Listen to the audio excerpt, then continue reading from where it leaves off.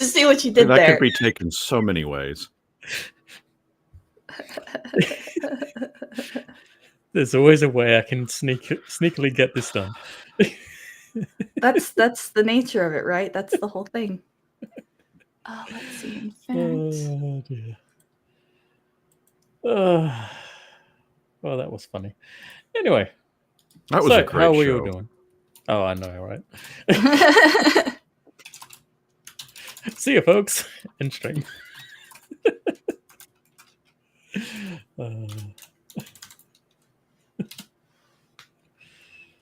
Okay. I'm like just now opening up my Discord for the first time. I'm so terrible. Wow, people seem to like the videos though, so that's good. That's good. I haven't checked that either yet. What, your videos? Yeah, because it goes. I actually upload it Thursday. It goes live at a specified time on Friday, and then I just immediately, like, from work straight home to prep. I was supposed to have a game that night, but they canceled. And then I was up at 5 to be at Sisters by 6 so that we could get started. We started at Mushroom Rock Road, I think, and went from there. And yeah. That's where I got this fabric repaired. Darn thing. I have no reference for this Mushroom Rock Road. You will come later today if you stick around to watch the next, because we'll probably get there in the next episode. Okay. What time are you going live? I have no idea yet. Okay. Because you it's like midnight for you, isn't it? Yeah, in about half an hour it will be midnight. Okay, so for us it's 6 o'clock. So if I did, it would probably be later in the afternoon.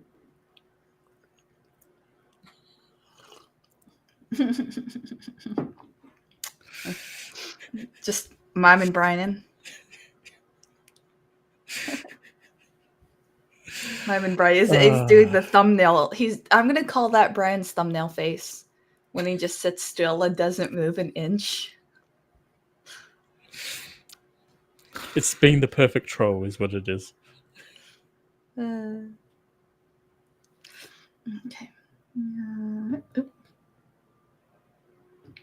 Try not to blink. Yeah, try not Who to. first? Well, that's too easy for me. No, so did anybody watch the Mike Tyson fight? I did not know. That's right. You wouldn't have been able to. Netflix sucks. What's a Mike Tyson? Yeah. What? Kind of that.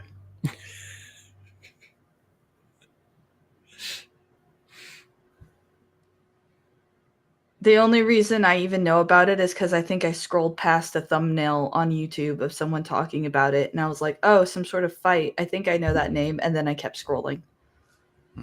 I have no reference for this, so I apologize. Iron Mike Tyson, he's a boxer, was a big boxer back in the 90s. Is he the kitchen guy? The kitchen guy? No, he bit Evander Holyfield's ear off. Okay. Oh, he's the ear guy. Yeah, he's the ear guy. The ear guy. Who am I thinking of? I want to say Foreman Grill? George Foreman, yeah. George Foreman. Now, he's the kitchen guy, yeah. He was also a boxer, but he was... His era was much earlier. Most of these I know from Simpsons references, so I apologize. Fair enough. I am not I know nothing about boxing.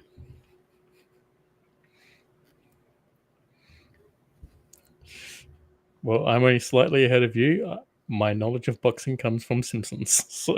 I never did watch The Simpsons, probably because I was a kid during its heyday, and then people say it's like not good anymore. I think I've caught like 1 or 2 episodes, and it was like, meh. It wasn't my style of humor, I guess. I'll say the same thing about the Smurfs. The only cartoon humor parody type thingamajigger of all of the cartoons out there, the only one I actually watch and really like is Futurama. That's also a Matt Groening Simpsons creator series as well. Yeah, I know it's the same guy. I think the setting just was like more my style. I just enjoyed it more.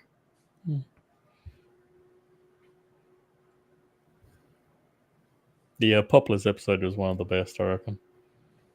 Oh, yeah, I remember that. My favorite was my favorite was episode 3, season 2, I believe it is. Hell is the H word, where they Bender and Fry end up in the military. And they have to go to the planet of the spheres. And I think the reason I love that one so much is just because of all the MASH references.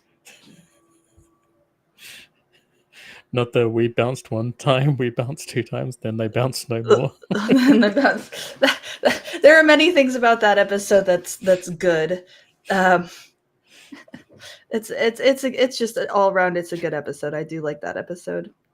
I like the movies too. Of course, I'm fond of the D&D movie.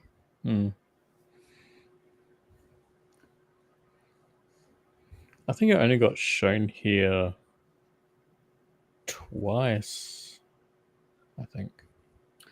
I own the big old fancy looking box set with all of the seasons, all of the movies, some posters, and some other random bits.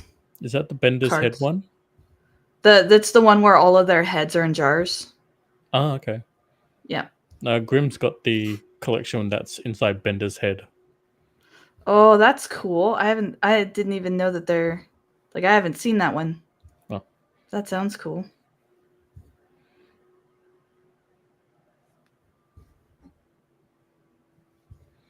Yeah. So Game. No. I was going to say, so Game Masters, you wanted to mention something about soda? Oh, yes. I want to hear about this. I can see your eyes moving. I know you're not paused.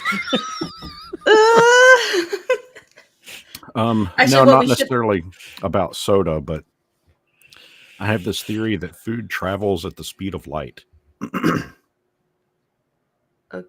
Okay. What? Have you ever had Taco Bell?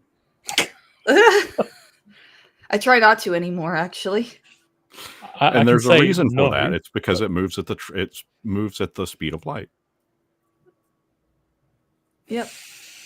That's all I have to say about that. Confirmed. I need to ask a question.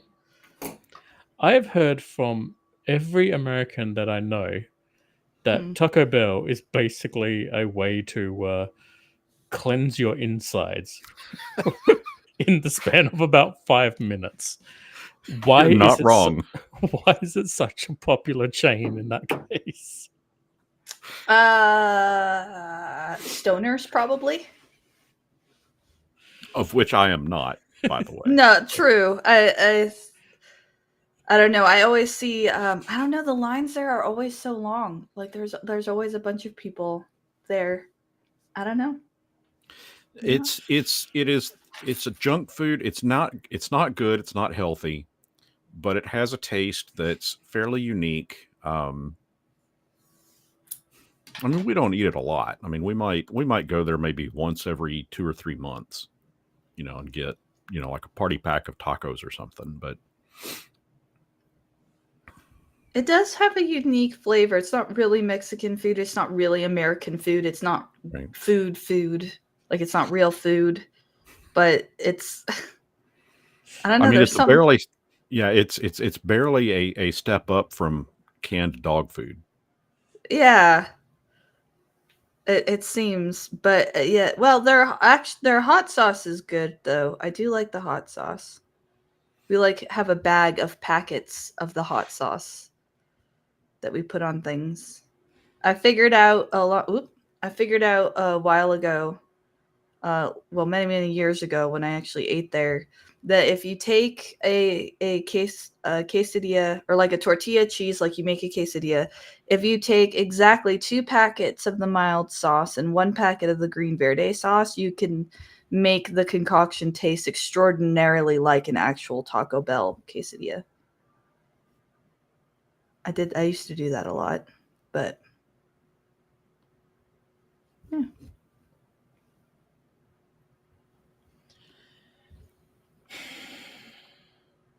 See, I eat at Taco John's now.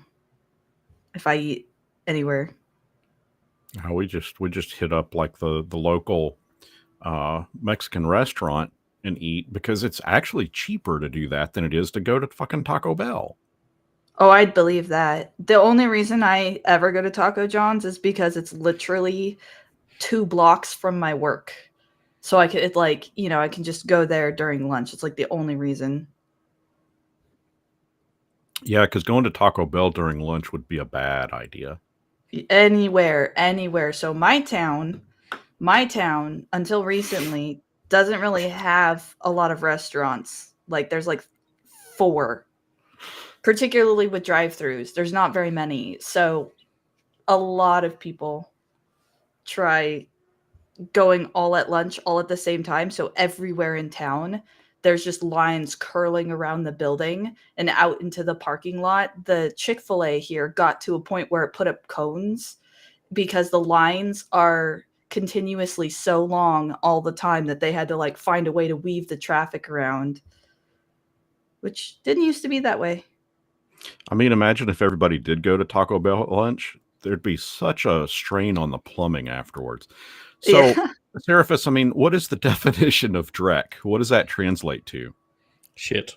Yep, that's what we're talking about today. Yeah. And I'm so glad we could spend the last 5 minutes talking literally about shit.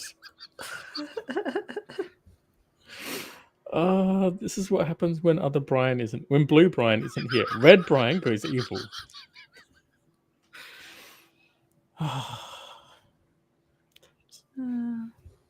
You want to be Blue Brian, but look at you. When he's not here, red. Well, I am wearing a red shirt, so I mean, Yeah. it's.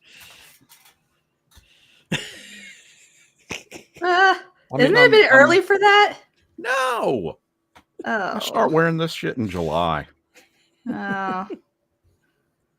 When I can't go into any local retail store, trying to shop for Halloween because it's all Christmas stuff immediately. It's like 4th of July's over. Great, break out the trees. No, you just have to know how to do it right. You can have a Halloween tree. You just decorate it with purple and red. I do have a silver tree. Silver white, so No, options. It's you just have to change the lights out, and then hey, at Valentine's, all you got to do is change out for pink or red and white lights. There you go. Well, we have one of those LED color.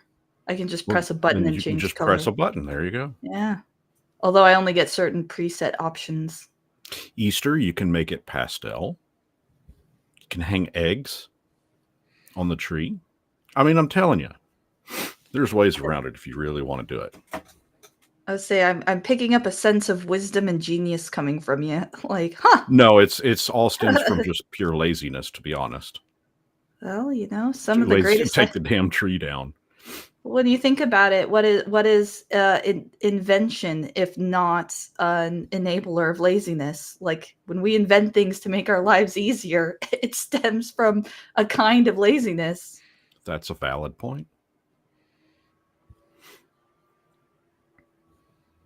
Laziness is not inherently bad, I would say, sort of. It just needs to be not too much. not too much.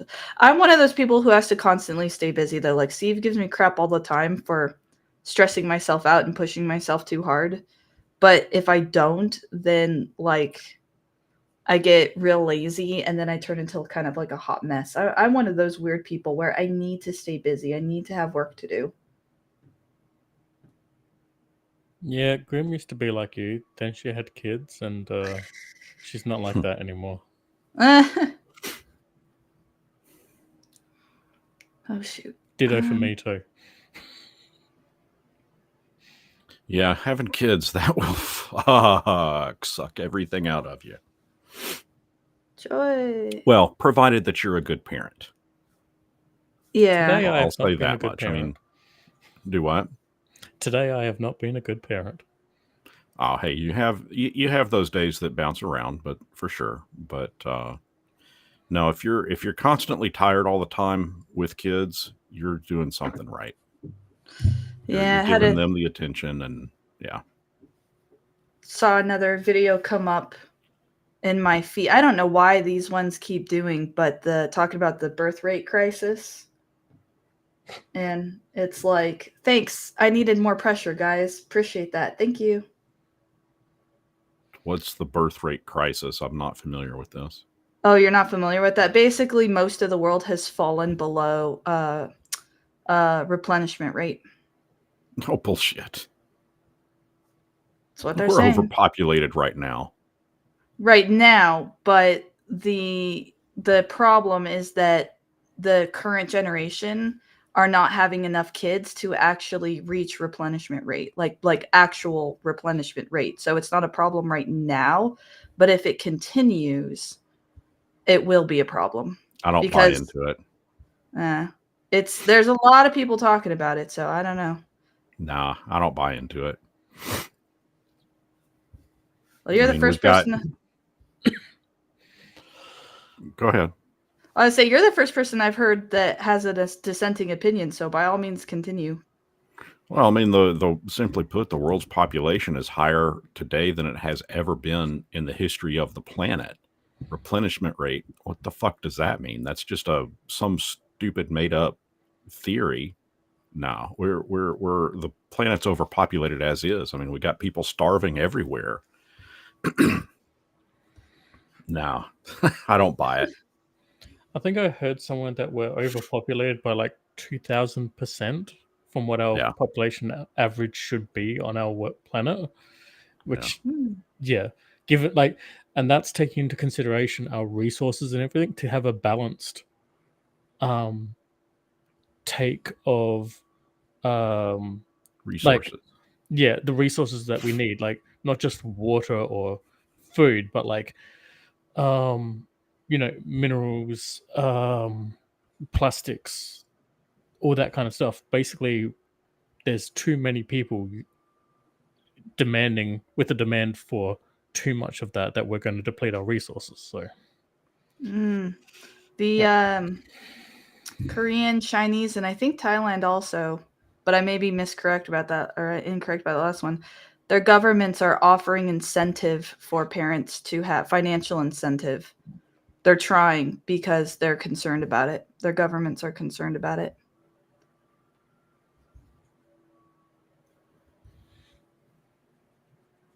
Of course, according to what I saw, it's not working, but that's just what they did. I don't know if those plans are still active or if they canceled them.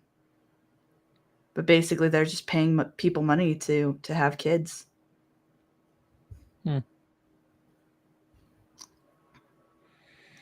I am only surprised about hearing something about that, especially from China, given that they are also renowned for their previous birthing incentive, shall we say.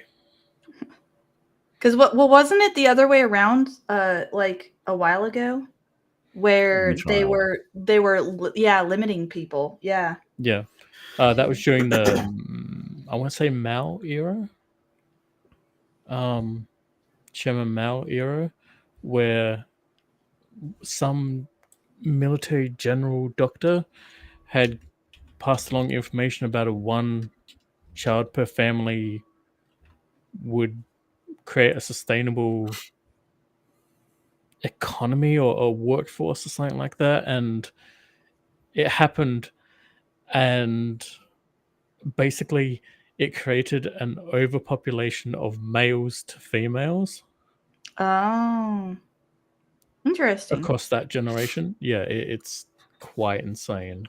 Yeah, so it looks like in 2021, all married couples are now permitted to have as many as 3 children in China. So they lifted the restrictions at the very least. Yeah. Well, raise them. Yeah. Well, because aren't they pretty, like that country in particular, they had a really high population count in general. Mm. I don't know.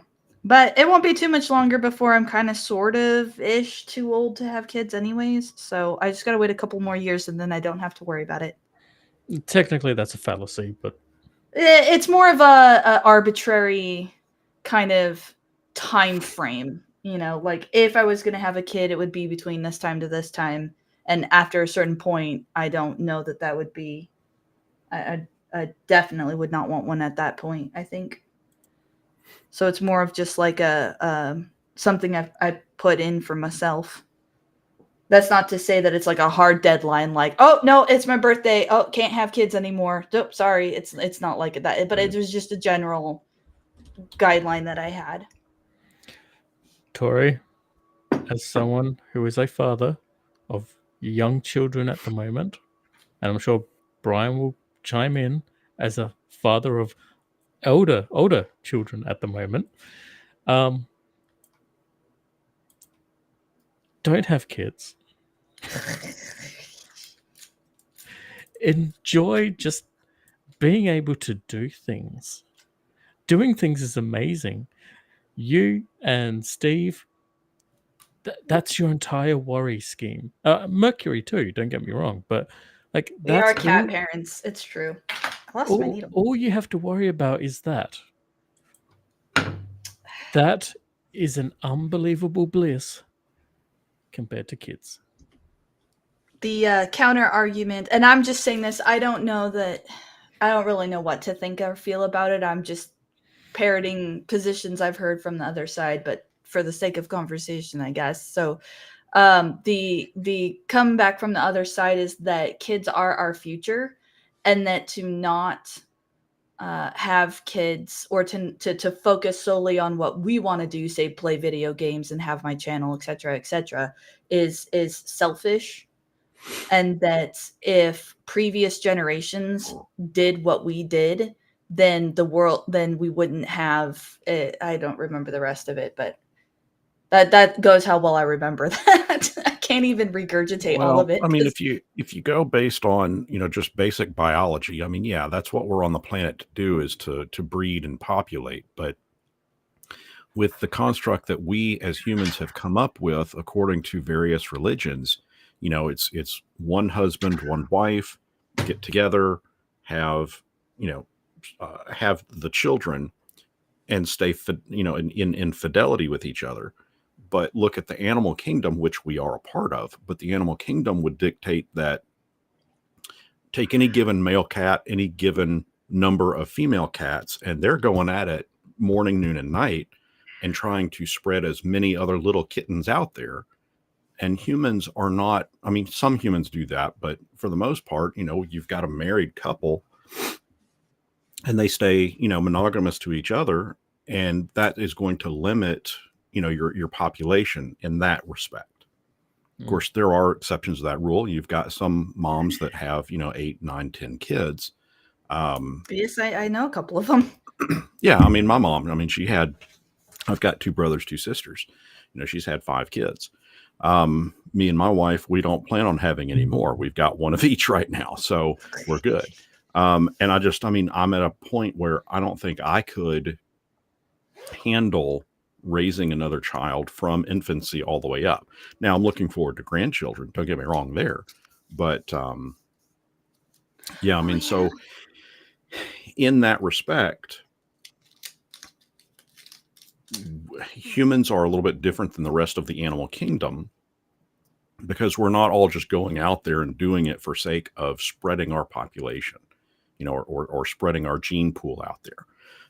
That's another reason too why birds have so many eggs, or when you have ants that populate, they have them by the thousands.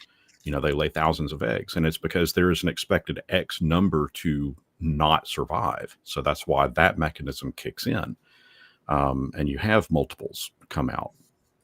Yeah, I And I remember have no MatPat. clue where I was going with the rest of that, but yeah, there you go. I remember MatPat had something like that in one of the theory episodes where he mentioned that there's like this correlation between number of young versus quality of care of young. Like mammals, like whales, that have like one offspring every like however many years or whatever. It's very, very rare. Tend to focus all of their time and energy on that offspring, whereas creatures like you say, ants and stuff, have just like thousands and thousands and thousands of little eggs, because the reality is that a huge percentage of those will just die anyways. So it's like a different ratio of survival rate. Yeah. That's what I think of when you mention that, which is interesting. Well, it's just interesting too, because that's the first time I've heard anyone mention a dissenting opinion. I think the reason it's on my mind so much is just because of my age and situation. Like previous to living in this house, it was just like no way in heck. Like I'm living in a one-room existence in an unhealthy living environment with 8 family members all around me and no capability to like have a relationship or yet alone a kid. So for a huge percentage of my life, it was just like a non-issue. But now I'm finally in a place where if I was ever going to have a kid, like now's the time. So I think that's probably why it's on my mind so much. Because I think this is like the 3rd or 4th time it's come up specifically on Talking Drek, and now I'm sitting here thinking to myself, getting self-conscious, like, why do you keep bringing this up, Tori? Shut up, stop. And I mean, Brian and I are flattered, but like, you've already got Steve, so you don't need to talk to us about it. See, that just goes to show I should shut up about it. I listen to my inner voice. Hey, look, stitching. Hey, look, artificer. Woo! All my D&D games miraculously canceled the last 2 weeks in a row. All of them for various reasons. So the key to me getting to play a game is your games being cancelled. Because I finally got to play in my game today. Oh, okay. Oh, well, you know what? That's as long as I know it went to a good cause, then we'll trade. How about that? It's only been a month and a bit, so yeah. It seems to happen every year around November. Is it just me, or every year around November, everybody starts either getting sick or getting tired or having events or what have you? Yeah, I mean that's just the nature of. I mean, in the United States anyway, just because of the season change. Of course, everybody else getting, it's a kind of the busy part of the year for a lot of industries. And I know it is in my industry. Actually, come to think of it, I don't think we even have a slow season anymore. January, February, March, if anything, for us. Do you guys, you don't have a slow season even in at that time? Me? No. No, because January, see, I work at a college, so January is the start of our semester. So we've got chaos happening there. And then come March, we're ramping up for midterm finals. May, we're ramping up for graduation. So, yeah, I mean, and then immediately after May, when they do graduate, we've got 2 summer sessions that we have to prepare for. And then come August, we have our fall semester, which is the big semester where total chaos happens. And we have, 800 new students coming onto campus. And then we have a December graduation. So that's what we're doing. That's what we're in the middle of right now, is getting prepared for midterms or finals rather, and then December graduation. Huh. And what, if you don't mind me asking, what do you do there? Are you like a teacher there, or? No, no, no. I teach everybody there. Ah! No, I run the print shop. Oh, okay. Oh, I see. So yeah, I'm I printing was off exams. I'm printing off homework. I'm printing off, mailers when they want to do, a 10,000 piece mailer soliciting for X event, or hey, we have an opportunity to name a building after you if you want to give us $1 million. So I'll do the mailer for that. And yeah, I mean, it's great. I enjoy what I do, but just always we are busy. busy, always busy. There's something to be said for staying busy though, because the problem that I run into at my job, because my job now is like a coverage job, so I just need to be there regardless of anything happening, because phones or people walking in, Right. right? But there's long, long, long, long, long, long periods of dead air. Like, I mean, I will put in my headphones to listen to something, and I can sit and just stare at the front door for like 3 hours at a time sometimes. There's just Yeah, we call nothing that going on. waiting for work. Yeah, it's difference between what I call a coverage position and then like a project position, where you're not waiting on somebody else per se. You've got like a task list or something. Yeah. Yeah. But like, and on the one hand, I get a lot of time to stare off into space and think. So DMing is easy, and I can pull up Notions in a alternate tab, and I could do like minor work, prep Yeah. work. And then at least, and also too, if I'm going to do a side activity while I'm waiting, at least if I do that, I'm on my computer, I'm kind of sitting up straight. It looks better for when a customer does come in. Because I try to, being as again, I'm like the person at the front desk. Optics matters. But that makes the time go by so slowly, Yeah. so slowly. There's something to be said for being busy, I tell you what. Yeah. Yeah, there's not much waiting for work at our place. I mean, there is a degree of it, but there's also a lot of task driven elements too. Because part of the print shop is also the mailroom. So when FedEx Ah, shows up or UPS shows up, it's kind of drop everything that you're doing and deal with those, because the moment you don't and you have 200 packages get dropped off, within 5 minutes students start showing up, and you haven't even had those scanned into the system yet. So now it's like a race to see what happens first. Do you get all of this stuff scanned in and cataloged, or do they start showing up saying, I need my package? yeah. Did So I wonder if yeah, they get like notifications? they get Like, oh, your notifications direct from UPS, but when we scan it in, we send them a notification saying, hey, we have your package, it's been processed, it's ready to be picked up.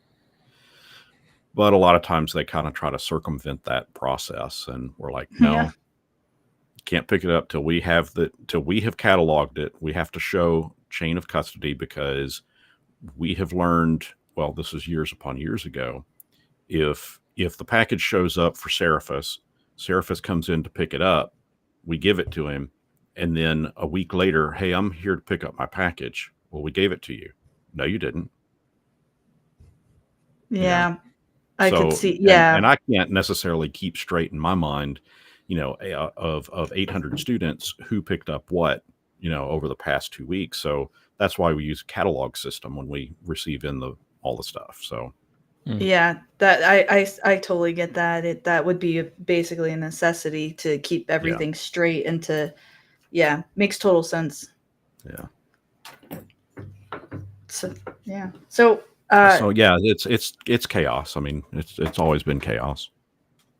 let's see, 2 4. I think so I don't have X, but I sometimes see videos or people talk about it, or Steve has it or whatever, and somebody posted a scene, like one scene, just one scene.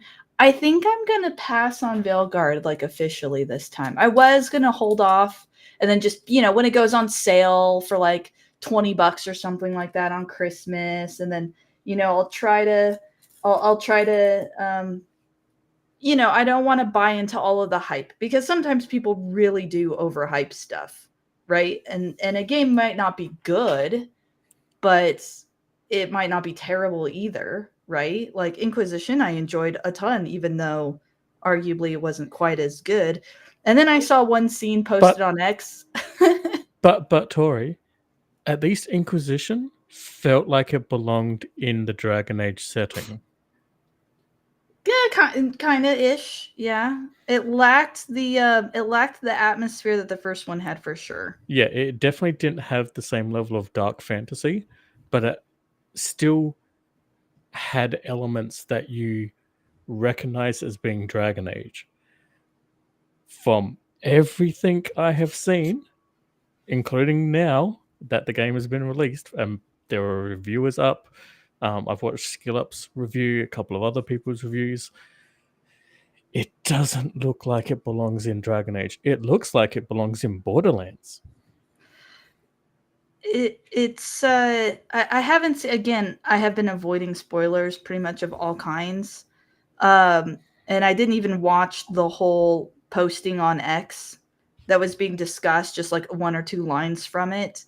But it was one of those where it's like, oh, guys, okay, well, I don't know. Maybe I'll just pass this time. Well, that and the fact that I guess Dragon Age.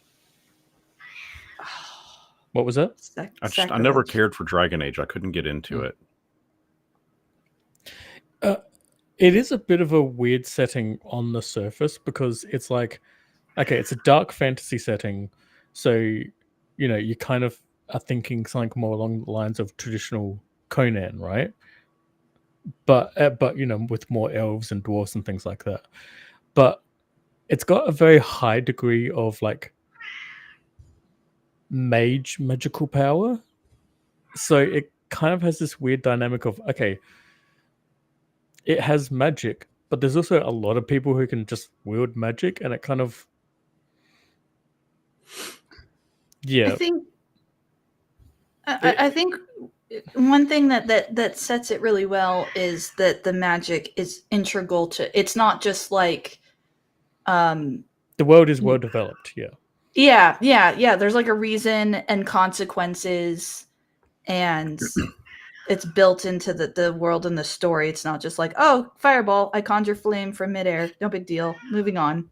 Like, a good example is that, and I apologize if we're boring you, Brian. A good example is that in Dragon Age, dwarves can't use magic, because unlike elves, humans, and the Kunari, or the Kosith, all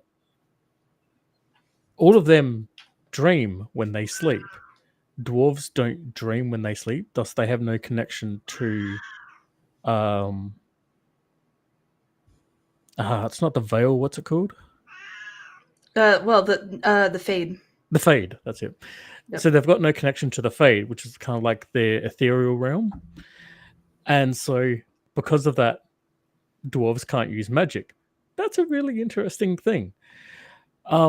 But they can kind of mine the stuff that magic items and magic replenishing potions are made of, because they can touch it and it doesn't cause any effects on them too. So it's a very interesting dynamic. I think for me, it was when I sat down to play it, and I'm assuming it's the same game that I'm remembering, seemed like there was almost like a 10-15 minute just cutscenes, going into the game. And then I started to play it, and within 5 minutes, I was dead. And I realized Elden Ring kind of starts off in a very similar fashion. But I don't know, it just seemed, the opening of Dragon Age just seemed very slow to me. Like I wanted to jump in and play it, and I couldn't, because I had to, I was forced to do this before I could do this. And then once I was able to get to this, I died. So I couldn't, and I just lost interest there. A similar thing happened to me with Ultima Online. I was a big fan of all the original Ultima games. And when Ultima Online came out, was like, oh, this is going to be awesome, being able to play in this big immersive world with other players. And I got the game from EA Electronics, and this was a store in the mall, and installed it. Within 5 minutes, I was player killed by another person. Went to try to get my loot back and was killed again. Tried to go get it again, was killed again. And I didn't give them the fourth opportunity. I uninstalled the game, put it back in the box, and took it back to the store and got a refund. This was back in the age where you could get refunds for shitty games that you bought from a store. I mean, And Steam, I never went back to it. yeah. The Dragon Age has the first one has different what's called origins, hence the name. So I won't say that one origin is particularly easier or more difficult than another, but depending on what origin you pick will change. I have no idea. Yeah. I don't know. I I mean, that mean, was years ago. I'm the fact that I love, let's see, Dragon Age, Final Fantasy X, 10-2, and even a little bit 13. Those are the only ones. But like, I think it's safe to say that I'm okay with long cutscenes. If the world and the people in it are interesting enough, then I enjoy the long cutscenes because I want to know what happens next. Sure. And plus, if the combat in between is really good. I will say that I enjoy at least two of those games that you just named, but it helps that the major long cutscenes are usually restricted to the main storyline as well. So you can be doing your side quests and things like that. You're not That's going to true. get overburdened by the long cutscenes with those. It's in the progression of the main story that you get your long cutscenes, which usually add to the Mercury, Bye, um, Mercury. which usually add to like the story and the development, the lore of the world that you're playing in. Yeah, I will say, so I don't know if you've ever played the any of the new Spider-Man games. And then they had Have the them, Miles but Morales. Those were some of the best games for me to watch somebody play. There are a lot of cutscenes in them, but it's designed in such a way that it is a story. Yes, there are some side quests that you can go on, but if you stick to the story itself, it's almost like, just from a visual perspective, it's literally like watching a movie. Mm. And I did like that element of that. I would rather watch someone play that game than me play it myself. some games are like that. Some games are good watchable games, and some games are less. I would argue, for as story heavy and cutscene heavy as it is, which you would think would make a more watchable game, Final Fantasy X, I would argue, is actually a less watchable game because it's much more engaging when you play it. Like, the combat system doesn't look like much, but when you actually are the one engaged in making the decisions, I think it's a lot more engaging. You don't have to side with Grim on that. Don't ignore her opinion. I mean, I'm still gonna play the game on stream, and because you know, Yes. there's different audiences too. Maybe I feel that way, but maybe other people who join me in chat do not, and so I'm grateful for them. Who cares But about Grim? but I mean, cute Cthulhu. Come on. Oh, it was so cute. She has refused to put a tutu on it, so I can call it Katutu. So Oh, I'm missed against it. opportunity. Yes. Missed opportunity for sure. Mm. I'm Yep. with you on that one. I'm down for the tutu. Yes. I want a Katutu. But she said no. No Katutu. Well, it's her knitted creature, so gotta respect it. Gotta respect that. But no, I think one of the things that Dragon Age was my first game that did elves differently for start. Not long lived. Yeah, but well, even then, I still feel that the number of games that truly differentiates it's elves from Tolkien elves is few. At least video games that I have played that have elves in them at all, because much as obviously I like Tolkien and I like the movies and all of that stuff, but I'm also over all the elves being the same. Like I love it when elves are done very, very differently. Like how Final Fantasy X doesn't even have elves, but they have the Guado, which could almost be like a stand-in for elves because they're very nature heavy. They're very physically different from humans, but they're very different. Almost in a when you see them, it's almost uncanny valley, and you're almost like, oh, what's that? In my current world that all my DC-20 games are taking place in, I am purposely made elves very different because cat, stop, cat. I am purposely made elves slightly alien looking because I wanted them to feel alien and feel different, and I wanted people not to look at them the way that Tolkien elves are practically worshipped, but in a different way where people are like unnerved by them.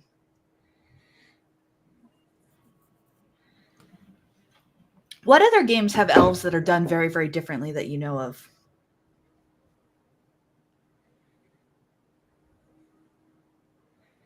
The Wendy's role-playing game. The what? The Wendy's role-playing game. Ignore him. Ignore him. Oh, okay. Okay. For real though, like video, I'm probably asking more for video games, but I can think of Dragon Age that did them very differently. Obviously, I just mentioned the Guado from Final Fantasy X, but what other video games do you know of that really made non-Tolkien elves?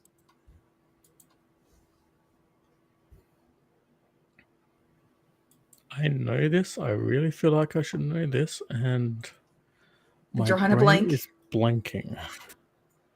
Then again, I basically didn't sleep last night, and I'm running on fumes, so it's not That's not very surprising that my brain isn't working. It's totally understandable. I'm well rested and with coffee, so I'm yeah. All right. Anyways. Seraphis, I don't know if that's a restaurant chain that you have there in Australia or not. I don't know. We have Wendy's. It is vastly different to your Wendy's. Oh, really? Yes. How so? Ours sells hot dogs and ice cream and or milkshakes. Generally, that's about it. Oh, wow. Wow. That is different. They don't do all these other things, or at least I've never seen one that does anything else other than that. Yeah, ours is exclusively burgers. Okay. Well, burgers, chicken, salad, chili, fries. potatoes, fries. Yeah. To be fair, the hot dog aspect is kind of a new thing as well. Oh. It's only been like that for about, I think, maybe 15, 20 years. Before that, they were just ice cream. Just ice cream. Wow. Yeah. They were just like an ice cream place, which we used to have a lot of those, and they were awesome. Dairy Bell. We have Dairy Queen. Ours, my first job was at a Wendy's, actually. I worked there for 5 years when I was a teenager. Oh, well, yeah. So this says that the first Wendy's restaurants are expected to open like Dave's chain, what we would call Dave's Wendy's, are expected to open in Australia in 2025 with the goal of opening 200 stores by the year 2034. Oh. No. Okay, look. Every time an American brand tries to come over to Australia, they never understand our market, and they fail, crash, and burn, just like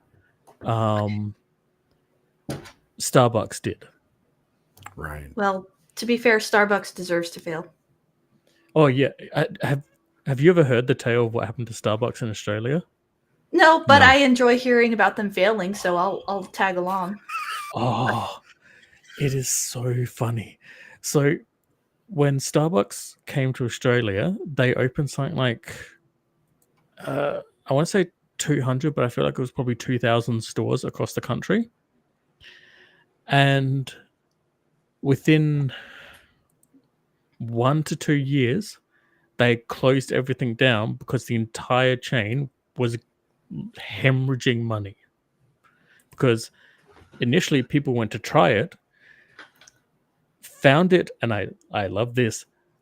The quote is, found it disgusting, and then went back to our coffee shop culture, cafe shops, for their coffees and stuff. It was a market that Starbucks absolutely failed to grasp and understand, that now I think Starbucks has a couple of stores or a couple of shops in Sydney, but predominantly they basically sell their instant coffee, like stick things, in supermarkets. Is the most you see them now here, because they can't get a footing anywhere else because people don't like their crap because it tastes cheap and disgusting to us. So also, Yeah. you put cream in it, and that's disgusting. No, I gotta have my coffee as black as midnight on a moonless night. That's that is cream. That is it started black. That is, I put just enough cream in it to turn it slightly off color. So that's even lighter than I probably would normally have it. There's like some leftovers.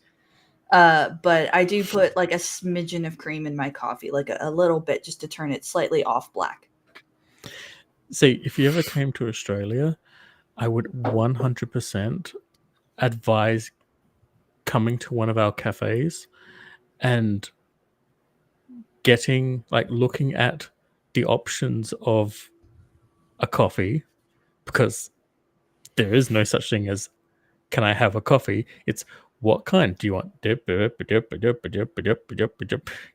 really got to know what kind of coffee you like.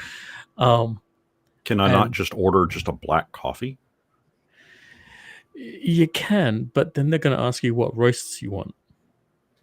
Like, what kind of Gotcha. roasted beans? Yeah. I got you. Light roast, dark roast, medium roast. I follow you. Okay. Light roast. Always light roast. And we have different flavors with that as well. So you can get I gotcha. chocolate. Right. Yeah. So there's hazelnut. a whole. Yep.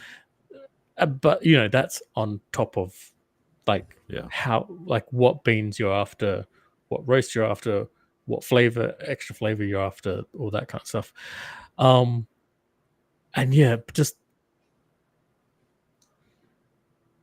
if that's the culture there, it does not surprise me at all that Starbucks would fail drastically, because now this may or may not be just my personal opinion, but I hate Starbucks. Their coffee is burnt. Their coffee has no flavor. Their coffee is the kind of coffee that you have to drown in milk and cream to make it anything. That's the whole thing. Like, if I have a good coffee, I can drink it black. The only reason I put, in my opinion, the percentage of cream and milk you put in there is a direct reflection of the quality of said coffee, right? A good coffee, you just drink black. Like, I have drank black coffee before when it's very, very good. You don't need anything else. And Starbucks is just not like that. And also, their whole thing is all like, it's not about the coffee. It's not about the product. It's just image bowl. It's just like, the Starbucks pumpkin spice latte. Let me post it on my Instagram with me smiling at camera. Like, they're a brand where the brand is the point. The brand is part of the product, and I don't want that. I just want drinkable coffee. Yeah, but if you turn the Starbucks upside down, it's, the devil. Self-explanatory. I don't But like too, if you Starbucks. turn the Starbucks upside down and it's hot coffee, you get a burnt, parts. You chuck the Starbucks coffee out first, then you turn the cup upside down. That requires brain cells that people that drink Starbucks probably don't have.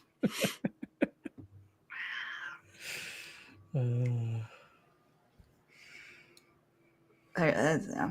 I'm not a fan of Starbucks mainly. I mean, they've got some stuff there that's decent enough and tasty enough. I mean, you put enough sugar in it, anything's going to taste good. But Mm-hmm. I'm not a fan of Starbucks mainly because of the price points. It's too expensive. I can go get. Okay, so the coffee that I make at home, I can fill this glass up about 7 times for what it costs me to get a glass of this size from Starbucks once. That's insane to me. I mean, that's just a crazy price point. That's because it's not about the coffee. That's because, it's about the brand, right? It's about the brand, and they can get away with it. Like, people will spend that for that imagery. Yeah, but yeah. also, I won't. I mean, right? Sensible people won't, but also, and honestly, it's the same thing about role-playing games. You've got some people like I think he kind of runs in our circles. Who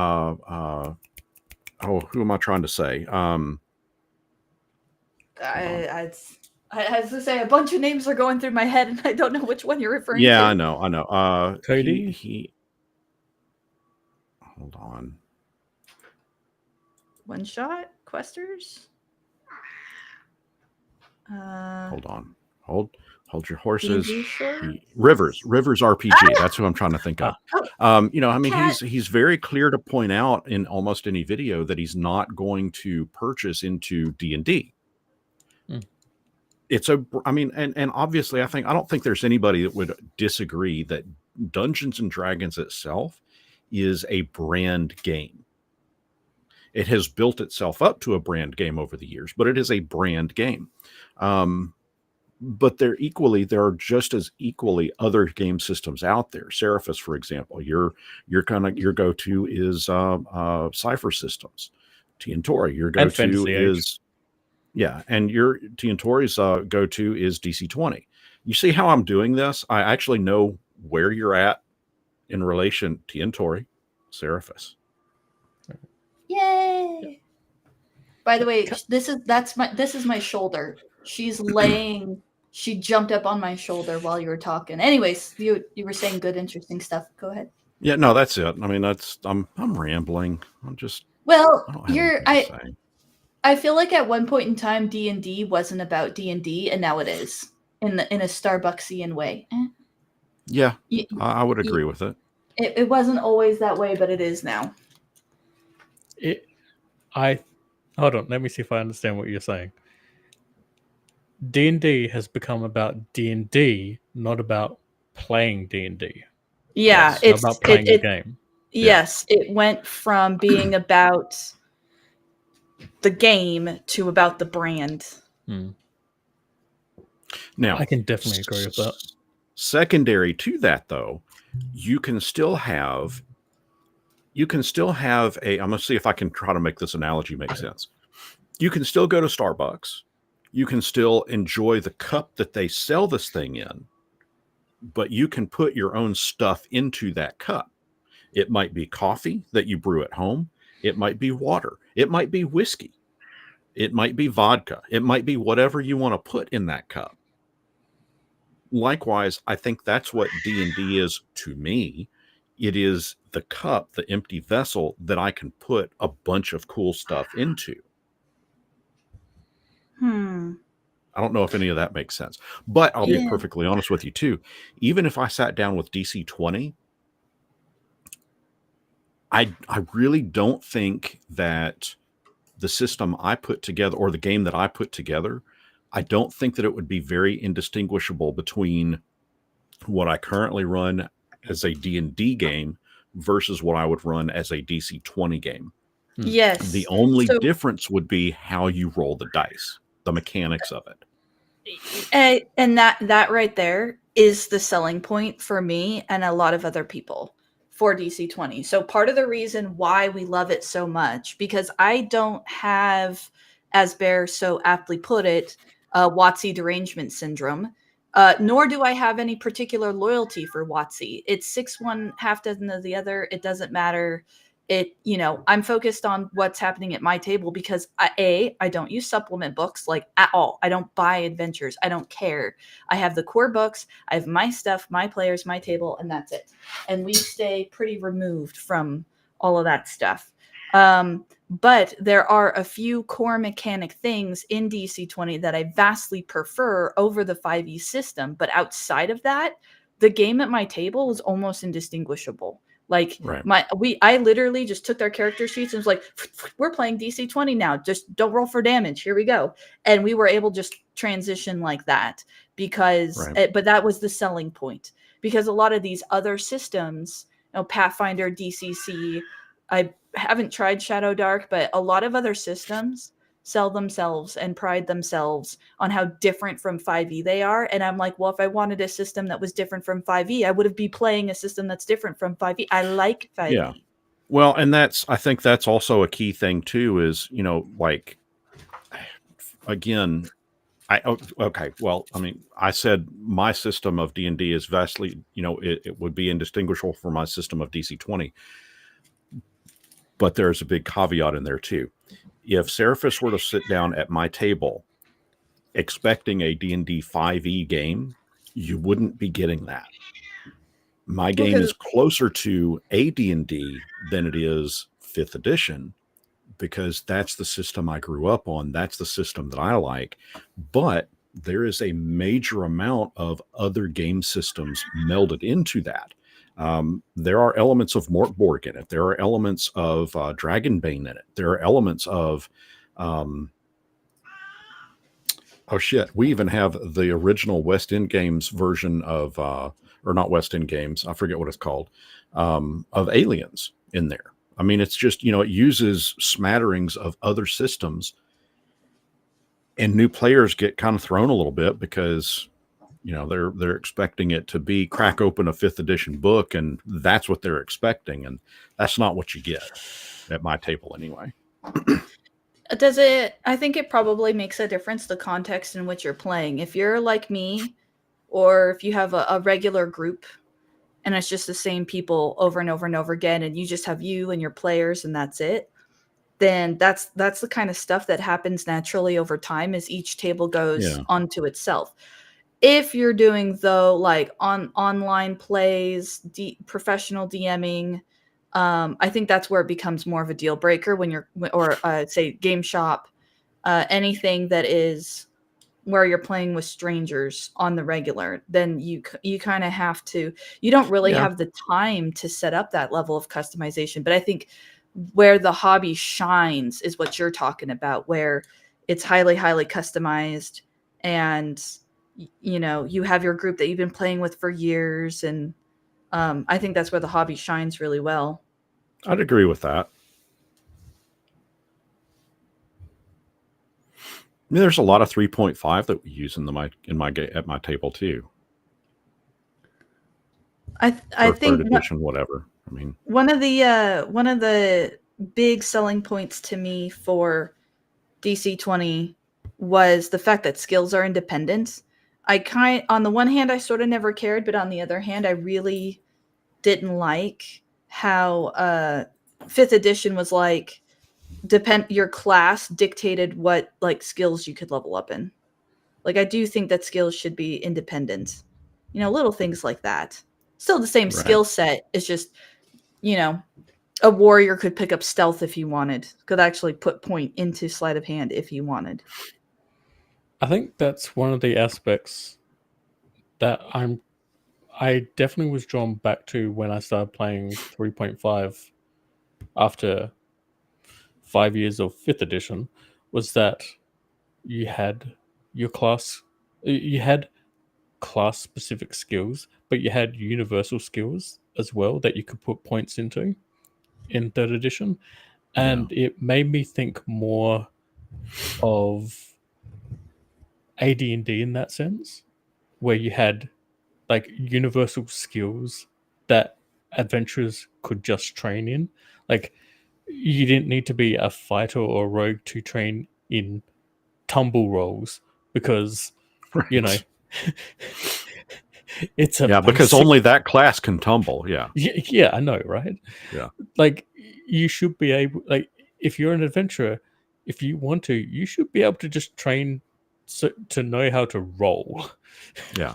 You I mean, know? now, and I get having limitations on certain things. Like, I would never expect a barbarian to be able to take a long rest and all of a sudden have access to level 7 wizard spells. Mm. Okay, I get that. That's a limitation that I think most people can agree with. But on the other hand, I also don't think that I don't think that you should be restricted from picking up a magic item and being able to use it. So for example, if we've got one of my players that is a caster and found some stones that he can imbue with magic spells, gave those to the barbarian, and the barbarian can now use that stone to cast that spell. They don't replenish, and it's like it's got like 4 charges of fireball in it. It doesn't replenish. Once it's spent, it's spent. But the wizard can take a long rest and cast fireball into that stone again and kind of replenish it that way. But in doing that, he does not get the ability to replenish his spells from a long rest. So it's like you get this choice. Yes, you can share your spell list with other players at a sacrifice to yourself. So I mean that's kind of how we get around that. But Artifice I spell agree with storing you. item. It's kind of what it is. Yeah, it's kind of what it is. Yeah. It's makes me think of the whole deal with multi-classing. I think what was it was in Bear's panel not only a couple days ago. That he was talking about like multi-classing in 5th edition and just nope, don't allow it. Just nope, goodbye multi-classing. And someone in the panel was saying, well, we allow multi-classing, but it's kind of like a barbarian can't be a wizard. And it's not like you can just like you wake up one morning and I'm a wizard now.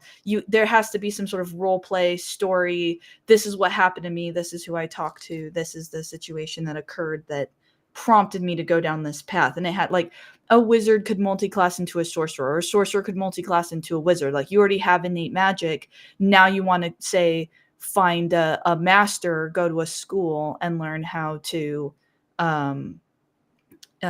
do more with that innate power already. Right. That's something that makes sense. That's something that, I don't mind. And I agreed with that person 100%. One of my players.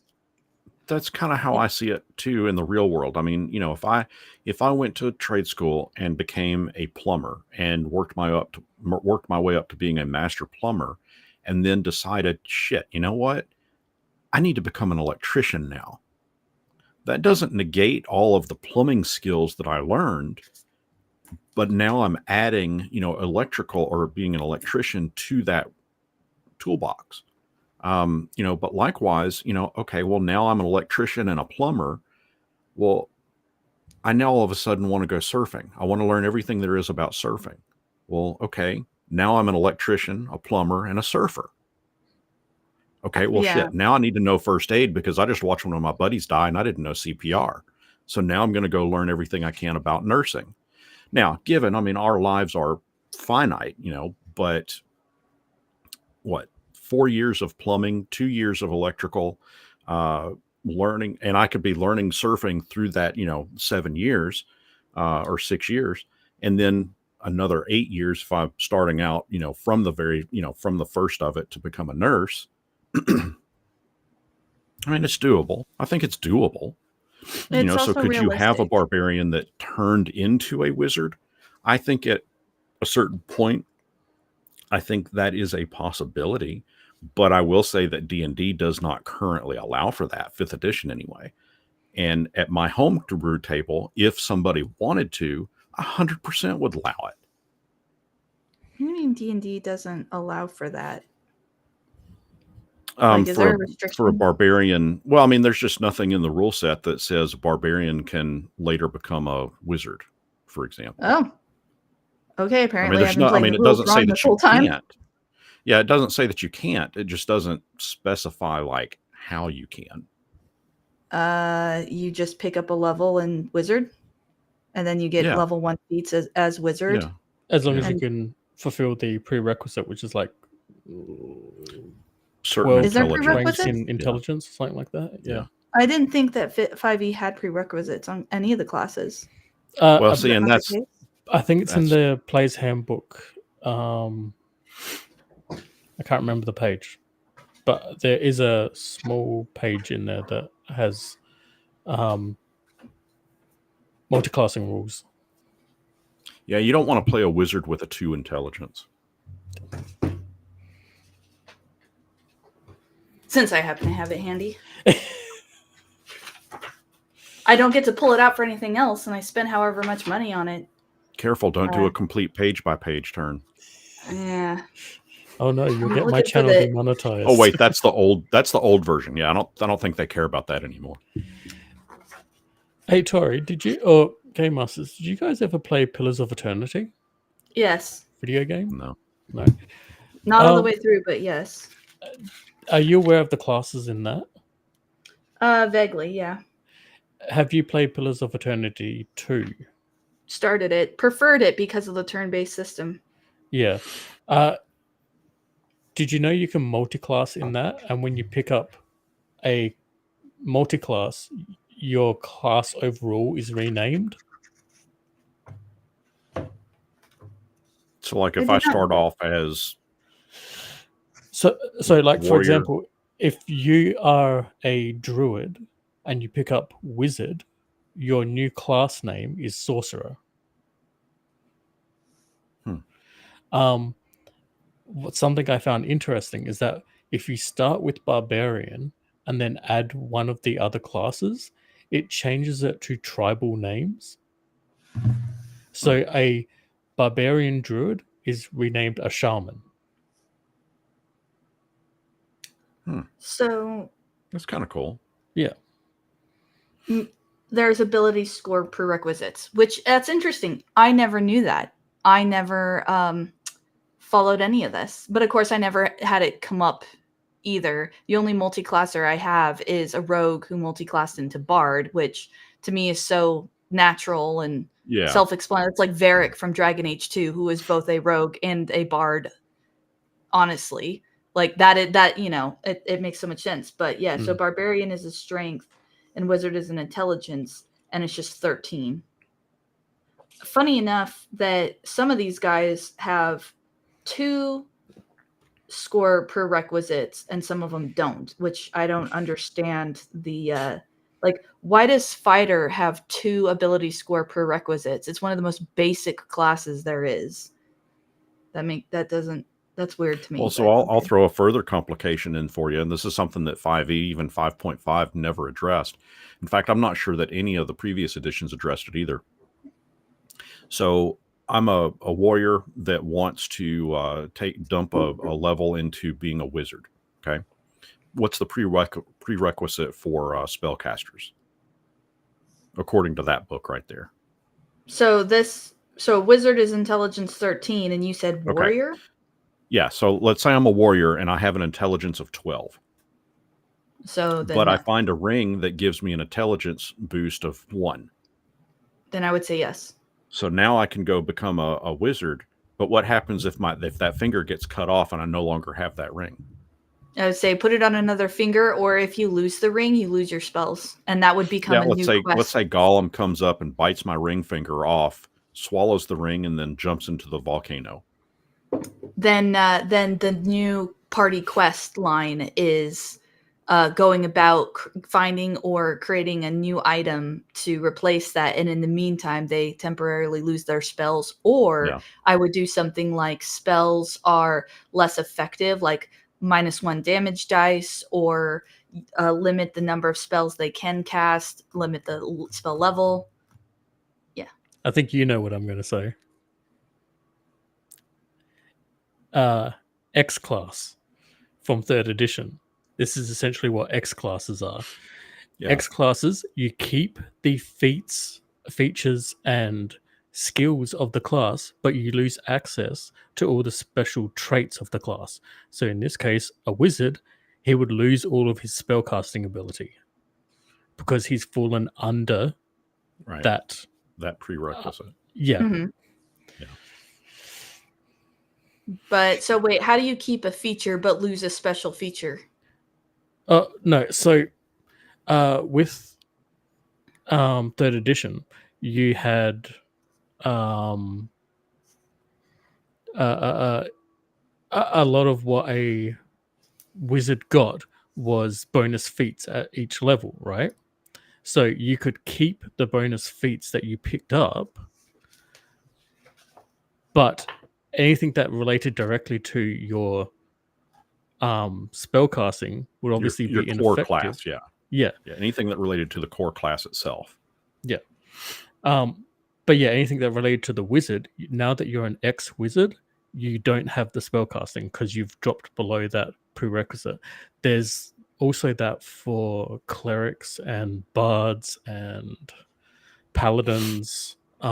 Pretty much, excuse me, pretty much all the classes have a X example in there of what happens if your basic class, like your main class, if it happens to you, if you're not multiclassing, but also if you're multiclassing and this happens to you, basically, yeah, you lose your primary traits of that class or your primary abilities of that class.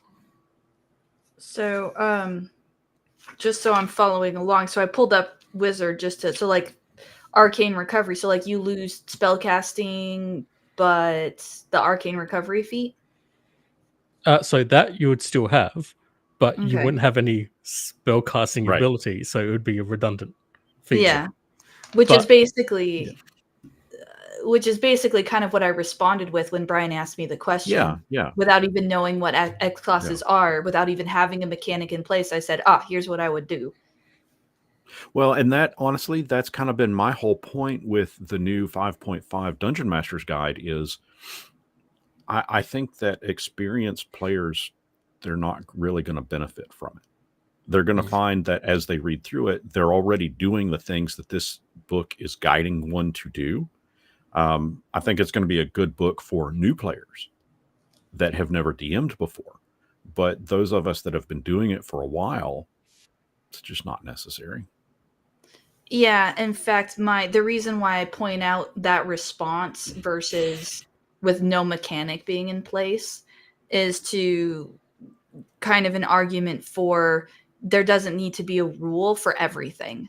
Right. And there doesn't need to be a system in place. And that is how, that sort of mentality is how I got by with DMing basically off of the core rule books solely for, since 20 whatever this edition came out, is because I'm able to just think for myself and then look around the table and go, how does that sound? This is what makes sense to me. And 90% of the time my players would be like, yeah, that kind of makes sense, even if it wasn't necessarily in their favor, if I could explain it. And so it's like I feel like, and I think it was you actually that critiqued DC 20 for being too rules heavy, which we talked about this in our last session. DC 20 is a little bit interesting because it is simultaneously more rules heavy than 5e, except you're 90% of the time you're not using most of those rules. The rules are more of a backup in case a question comes up at the table. But especially if you've already been playing 5th edition, it really just boils down to like your stats, your skills, and your class features, and that's kind of it. And everything else is kind of the same. So and I think the reverse of that is also valid in that if the players come up with something and they can just as equally explain it and justify it as DM, why not allow it? Yeah. Why not? Yeah. There doesn't necessarily have to be a mechanic in place, which is Right. a lot of people Well, criticize. sorry, yeah. So this little thing that I was talking about with the rock that Seraphis, you deemed as an artificer receptacle. Spell storing item. Yep. Yeah, I mean that was something that my player came up with. So he presents it as, okay, so what if I cast a spell into this rock? I can't take a long rest to replenish my spells if I do that, because it takes concentration for me to store it in this rock. And then I give that to somebody else that they can use at a future point in time. Would that be fair? And I said, well, yeah, I mean, I don't see why not. So that's what we did. Yeah. There's a lot you can do with just pulling your head out of the book and putting your head in the world instead. Yep. I've got 3 coins on my Artificer character that have I think it's either a 10th or a 15th level fireball stored in each of them. And I'm basically planning on having our big tank take them for our final battle and slam them in the face and detonate them on the BBEG. Because just they're probably going to have a bunch of energy resistances and immunities and stuff, or energy sapping devices, whatever. But I just need to blow some shit up. I get it 100%. I get it. And quite frankly, the tank's got like 400 hit points, and I've just recently given him DR 15, so he can take the punch. Yeah. Oh, that's one thing I don't miss about 5e at all is the really high numbers. I love that HP of monsters is like 8, 10, something like that, and then damage is very like when you get 3 damage, that's exciting. I don't know why, but I really like that low numbers, that low math. That's something I also enjoy about Cypher as well, where you like a high level, I guess what would put into the epic level, or not epic level, the 17 to 20 level play of D&D. In Cypher, a enemy of that kind has like 30 hit points. Oh, that's awesome. Yep. Yeah, that's way better. The power creep is a thing. But they're also dealing like multi-attack damage, and like your characters are on par with that as well. So I like that things don't feel like such a slug of hit points. Yeah. The math in the combat is really enjoyable in DC 20 in terms of the low math. I like the AP system. I like the skill challenge concept, but arguably, and I don't remember if this made it through to the video, if it got cut out. Sometimes you do so many takes that you forget what actually ended up in the thing versus what you cut out of it. But the whole skill challenge concept is not unique to DC 20. Not really. That I could translate that into 5e pretty darn easily, honestly. But it just was the first time that I encountered that concept of that little like mini game, if you will, that's like not quite combat, not quite just us talking around the table. Little things like that I'm fond of. But everything else pretty much the same as 5e, which is why, and I know for a fact there's people who agree with me on this. Maybe not everybody, but the whole thing, because he did a live stream, he's talking about the 0.9 where he's releasing all of the subclasses, and they changed the name from Ranger to Hunter. And they gave a bunch of reasons for it, but at the end of the day, that's just something that I don't bite. Like what in the it comes what across. What difference does it really make? Yeah. Which To which, why am I complaining about it? What difference does it really make? You could throw that back at me, but I get I it. still don't like it. It's like the Kirkland brand Ranger, or like the we're the cool kids. We don't need to call ourselves Ranger. We're the hunter. It's like, okay, guys, it's a Ranger. You're Yeah, the but same thing. to be fair, you can make the same point about Tolkien fantasy as well. I mean, you had a ranger named Bard. Yeah. What? I don't follow. Like, you lost me. The Hobbit. Okay. The bowman of Lake Town, the guy who ended up taking down Smog. Smog. Yeah. Technically, he's a ranger, Yeah. but his name is Bard. Okay. I don't quite see how that. I don't. I guess I'm not following the point. Yeah, but like, I must be dumb. no. Like, it's playing on the idea that like the name of the class is ultimately a redundant thing. Okay. Like, I mean, in Cypher, if you create your character online using MCG's online character creator, you can actively change the class name to whatever the crap you want. Oh, okay. So, well, like I said, someone could take my argument and throw it right back at me and say, if it doesn't matter what it's called, why do you care so much that it's called Hunter instead of Ranger? You know, isn't that just nostalgic attachment? Yes. And to which I would have to say, yes, true. That counter argument is correct. I still don't like that they changed the name to Hunter. That one in particular, I just don't get. But I'm just one person. I'm just probably still going to call it Ranger at my table anyways. Actually, that brings up another question. Unless you guys it's an hour 30. I don't know how long you wanted to go. I probably should have ended about half an hour ago, but tell now or forever hold your peace.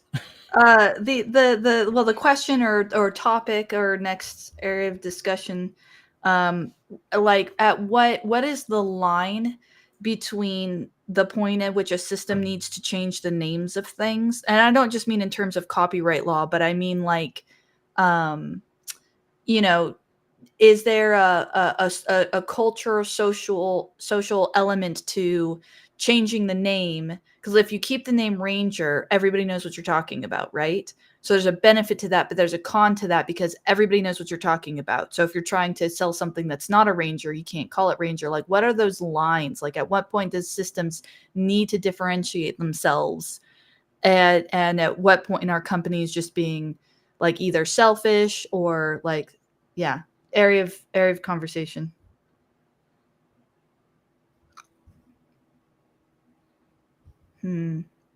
I think it's mostly redundant. Like, it my truly opinion. doesn't matter. Because I mean, ultimately, you can't exactly copyright a class name being Ranger because it's not just D&D that uses that. You know, you've got Elder Scrolls that uses that. You've got the military that uses it. I was about to get to. You've got, you know, the military that has Rangers. You've got the Desert Rangers.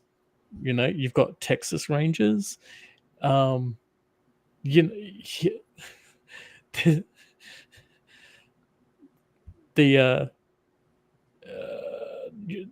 is it National Forestry Rangers? Yeah. Yep. Yeah.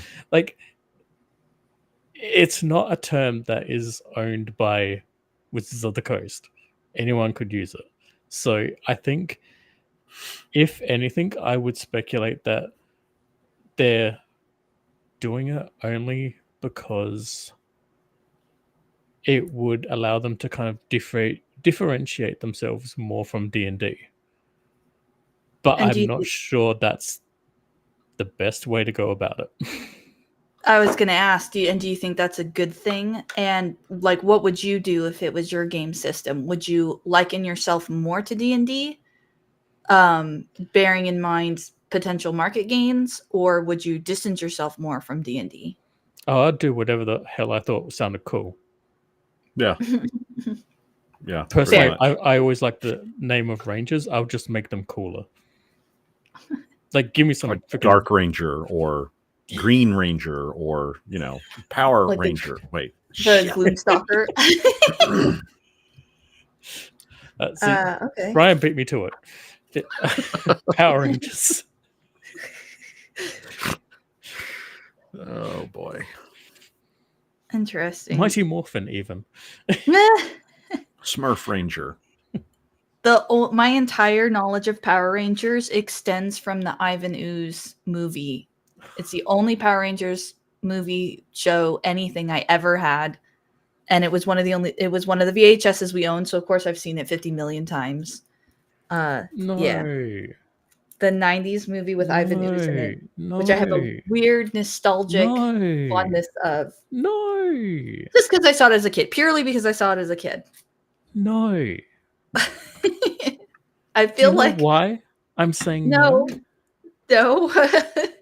Because they shot it in Australia purely to go on vacation in Australia. It was a complete. That's a bad thing? It's a complete write-off movie. It's even considered non-canon. Well, it's the only Power Rangers I know. Sorry. It's terrible. And that's even by Power Rangers standard. That's saying something.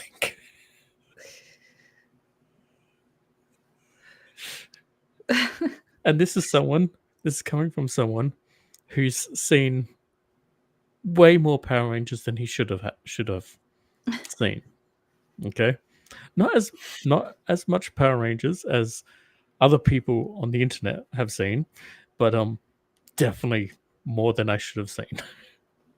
And I definitely should not have gotten back into Power Rangers over the last few years. I don't know what to say. That was my entire exposure to Power Rangers, was just that one movie. So basically, I know enough about Power Rangers to know that they refer to people with power that dress up in a costume. That's the extent of my knowledge. And there's more than one of them.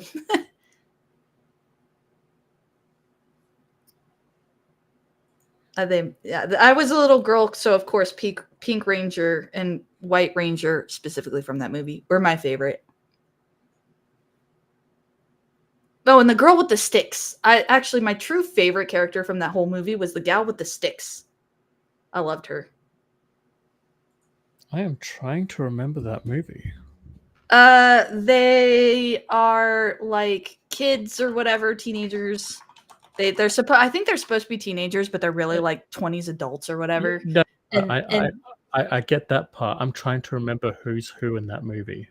There's a gal with feathers and horns that's like a bad guy, and some other guy that's with her that's got like armor on him, and they wake up Ivan Ooze or Tori. I'm just trying to remember. Tori. I literally know Power Ranger characters, okay? I'm trying to remember like which Pink Ranger that is. Was that Kimberly or is it Kat now? Oh, I think it was Kimberly was the pink one in that movie. I think that was her name. Okay. Oh, so sorry. I would Kimberly. Doing like plot and also trying to remember at the same time. Oh, all right. I'm gonna pull you out because I think I put you in way too soon. Oh my goodness. And this is probably why I'm not like a big superhero person. My extent of superhero knowledge is so very, very minimal. The only real superhero anything that I ever enjoyed was the cartoon X-Men that my dad recorded. So we had it on VHS, so I got to watch it over and over and over again, which was Jubilee. One where they introduced Jubilee, and then the Dark Phoenix, or the Phoenix and the Dark Phoenix saga, which he recorded. So I've seen like that, the Mcron crystal, and that I like grew up with that. But The that is my 90s X-Men. Yeah. yeah. So that's Well, why. Yeah. oh, here's a funny thing. Hmm. The guy who did the theme to the X-Men cartoon, 90s X-Men cartoon, also did the theme song to Power Rangers. Oh, neat. That's cool. Yeah, I did love that theme. Which is why I really struggled when the live action movies came out and the Phoenix was no longer a Firebird alien from a different planet with the Mcron crystal and Lilandra and all of that stuff. When they kept putting it as the Phoenix was really Jean Grey's, like, I don't know, alter ego or something, I can't, like, I couldn't understand it, or I didn't get it. I was like, this isn't X-Men, and I was all mad. And then someone had to explain to me, like, no, there's multiple X-Men's. It's not just one cartoon. It's there's books and stuff. And I was like, oh, really? Like, I legit did not even know that. Oh, so you didn't know about X-Men and then X-Force and Excalibur and Nope. there's like at least 16 more X-Forces that X-teams that I'm forgetting. Nope. Knew about none of that. Someone had to explain to X-Files. me that it. Well. That's But there's no terrible. We should relation feel there. bad.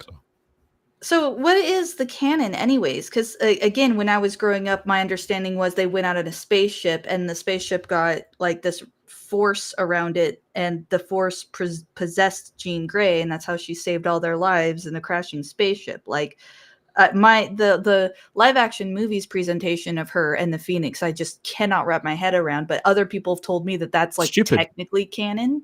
No. Okay. Yeah. What? Okay.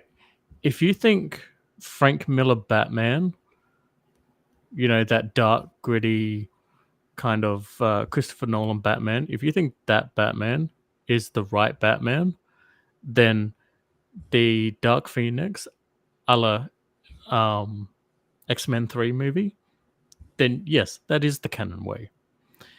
If you, however, prefer the original style, then the cartoon presents something a lot closer to the original intent, but also there's a lot more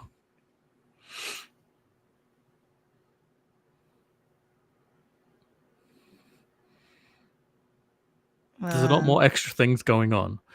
Yeah. And would you believe Star Trek is involved? What? So is there like an actual like canon or Yeah, Star Trek's actually involved. I'm not shitting you. It is hilarious. It like the most obvious Star Trek reference of all of that is the fact that the Shi'ar Empire is named after the Romulan intelligence agency, the Tal Shiar. Oh. However, and they also have kind of their hairdos are all like the same as the Romulan crest as well. However, it goes deeper than that. So the Blackbird, Yes. their ship, Their plane. their Yeah. plane, Plane, Yeah. Cerebro. Yes. So,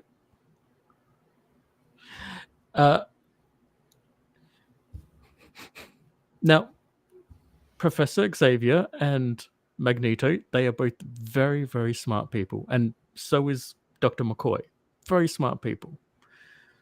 But that technology level is just a little bit more advanced than even the Marvel universe, right? Okay. It's not, however, too advanced for, say, Captain Kirk's Enterprise. And again, I'm not shitting you. The technology for the Blackbird and Cerebro came from Captain Kirk.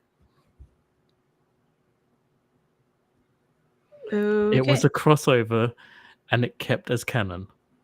It's It's hilarious that this has been kept as canon. They may have slightly altered it due to licensing changes, but I believe that the current change is that the Shi'ar gave it to them, but really that's just code for it was still Star Trek, but now we're just saying it was the Shi'ar because it's the same technology. Now, is that like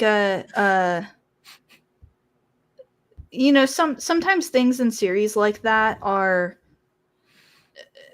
like, I don't want to say theory crafted, but it's kind of like, okay, but that wasn't really the intent, like in diegetically in the universe. Like diegetically, is it from them, or is it more of like just a funny Easter eggy type crossover type deal? No, it was a crossover. Oh, interesting. Just I'm like the G.I. Spider-Man. Joe and Transformers. I was going to say the Spider-Man Superman crossover that happened Yeah. back in the 70s or whatever it was, where it's referenced again when the big Avengers Justice League mash crossover happened, and Spider-Man and Superman reference their previous encounter, and it's occasionally referenced in other comics by the people involved in that stuff. I can't remember what his name is off the top of my head. Basically, one of the dude who made both of those things had it in his recurring contract, no matter who he was with, whether he was at Marvel at the time or whether he was at DC at the time. He always put it in his contract that if they ever worked their shit out to get a crossover to happen again, he was allowed to drop whatever project he was doing to work on that.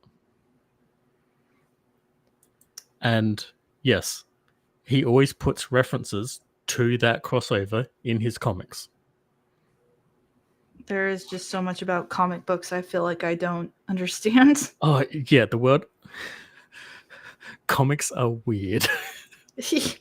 Well, and I think that as we're raised, as we grow up, that can sometimes have a huge impact on what we're into and things like that, obviously. So it's like I'm trying to think about, like, other than just say the Renaissance Disney movies, I'm trying to think what I grew up with specifically, because for pretty much my whole life I've had a leaning towards like dragons, elves, and magic, high fantasy type stuff. And now I'm trying to figure out where that comes from, and I couldn't honestly tell you. I mean, I know my dad used to play D&D when I was little, but I was so little, I didn't really know what it was. I just know that there was like a bunch of people at our house, and they would stay up real late around a table. Like that's all I knew, right? See, if I looked back at what I grew up with, I'm looking at like Watership Down and Labyrinth and the Dark Crystal Oh, and God. Excuse me. I just threw up in my mouth a little. the Never-Ending Story, and just like I know exactly where my style of fantasy comes from. It's weird. I love the Dark Crystal. I loved that growing up. I hate Labyrinth. I never saw it as a kid though. I only ever saw it later as an adult, and I can't do Labyrinth. I don't like it to such an extreme level. My poor aunt, she's like squirming if she ever heard this because she adores that movie. But yeah, I I adore do it too. like it. And Yeah. the greatness it gave to the world in David Bowie's pants. Yeah. I think that's part of the reason why I don't like it, among other things. Let's see. So yeah, Dark Crystal, that kind of era stuff. Talk But about those the are Goblin King. What was that? but those Talk about the Goblin King. Gobble, gobble. I lost my train of thought. That totally threw me off. I wasn't expecting that. But those are like, to me, comic books are very different from that, though, right? Like that, like Dark Crystal's very fantasy, as opposed to say sci-fi, isn't it? Like, how do you go from those to superheroes specifically?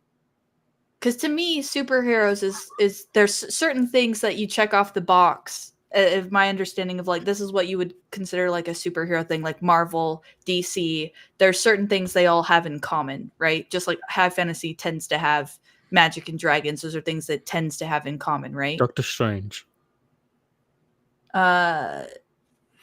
It's like usually superhero stuff is 80s to modern day, but there's usually like towns, cities, cars. Mandrake the Magician. I don't know who that is. What I guess what distinguishes the superhero genre from other stuff? Like, I don't know. I'm just curious because I know nothing about it. Societal placed labels. But doesn't that exist in high fantasy too? Yeah, but you're asking what? Okay, have you heard of the Phantom? Of the opera? Yes. Dude in a purple suit. No. Okay. Do you know Flash Gordon? I've heard the name. That's it. Oh, God. Game Masters, help me out here, man. Have you heard of The Shadow? Is the movie with Alec Baldwin.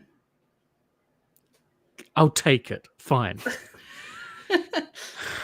How did I know that was the wrong answer? So see, the thing is, if you're not exposed to this is stuff that happened before I was born, right? Technically. So Have it's you like heard of Doctor Who?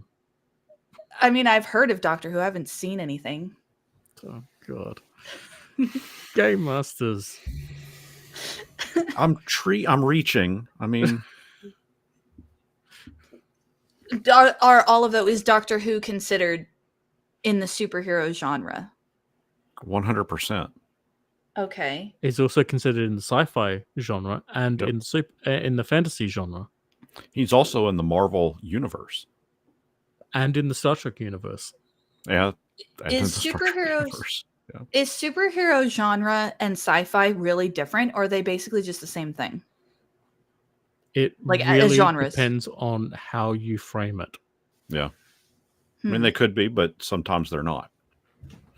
Right. I could see. It's kind of like taking a pizza and you fold it in half. Is that a sandwich? Oh, Matt did a whole video about that. Yeah, I there's mean, a whole thing. That's what I'm saying. I mean, it's kind of subjective, but on a certain level, it's not objective. You know, I mean, it's a sandwich is defined as 2 pieces of bread with stuff in between it. What would you say are things that are at the very least minimum requirements to be considered the superhero genre? Like, how would you define the superhero genre as a genre? On its core, at its basics, I would define a superhero as an individual that rises above all else for the betterment of mankind. It may not be universal to all people. You know, take Batman, for example. You know, Batman is considered a superhero, but to the folks of Gotham, rarely outside of Gotham. Whereas Superman is a hero of everybody on the planet. Especially America. Yeah, well, especially America. But, I mean, unless you watch Superman 2, in which he saved the Eiffel Tower from being blown up. But I think that at its basic level is an individual that rises above all others for the betterment of for those people. And it can be oh, go ahead. I was going to say, I would say, though, to a caveat, which I'm glad you used DC for this, because I have a counter to this. The superhero Booster Gold. Booster Gold is a time traveler from the future.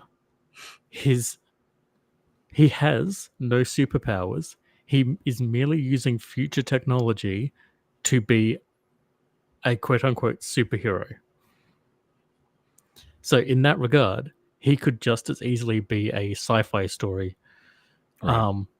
And the other thing is that his whole character is he isn't doing it to, as Brian just said, for the betterment. He's doing it for popularity. Yeah, I mean take a look at the movie Hancock, for example, that had Will Smith in it. I mean, he was a superhero in effect. I mean, it was something that morphed over time, but at the beginning of it, I mean, he was just doing stuff because he had these abilities. He didn't give a shit about anybody, really. He just was concerned about his next bottle to drink and get drunk in. But over time, over the course of the movie, he morphed and evolved into someone that was there for the people. Ironically, that's a lot like Booster Gold's storyline too, where he eventually becomes more of a superhero. But he started out more as someone who was just using his future technology to just be a popular person and get advertising money and things like that. So, and a superhero genre story can involve an individual or a group of people. Yeah.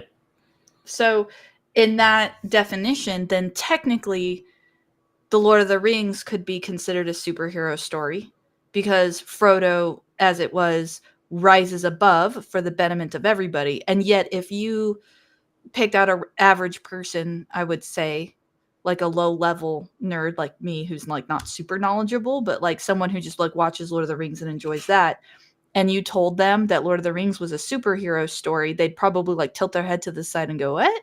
Because it's so unanimously considered a fantasy, right? Like that the setting dictating the genre a little bit.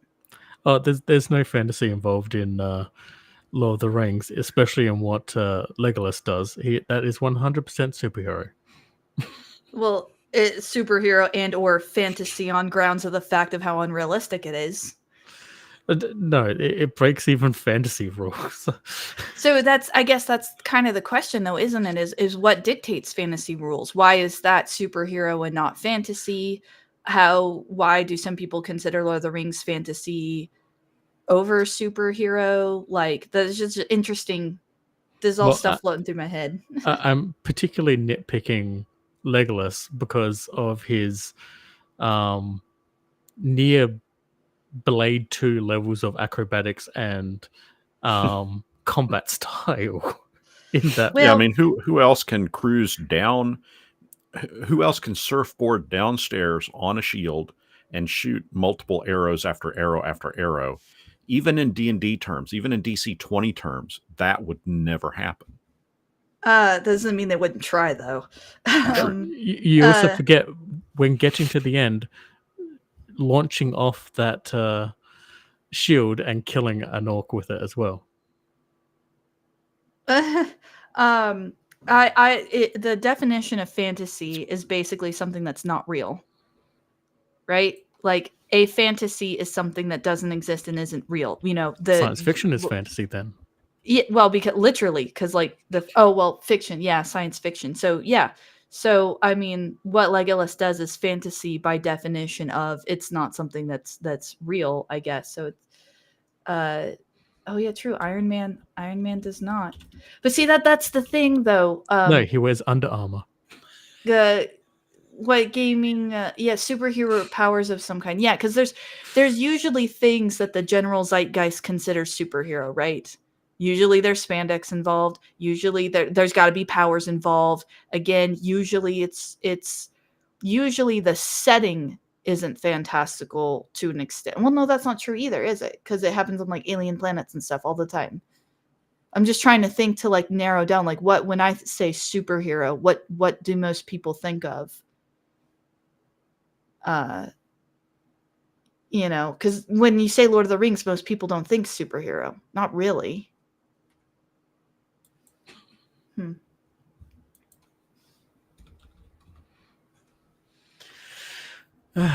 Well, it's almost 1:30 here, so I think we should get the stream going. I'm getting so I'm just rambling nonsense. Hello, welcome to Talking Drek this evening, and we have special guest Me word language good. Yes, guest TN Tori or special ghost. And I'm joined by our regular friend, Game Masters. And look, we have Gaming with ADHD in chat. Hi, other Brian. Hi, Blue Brian. He's so. Oh dear. And so today, I think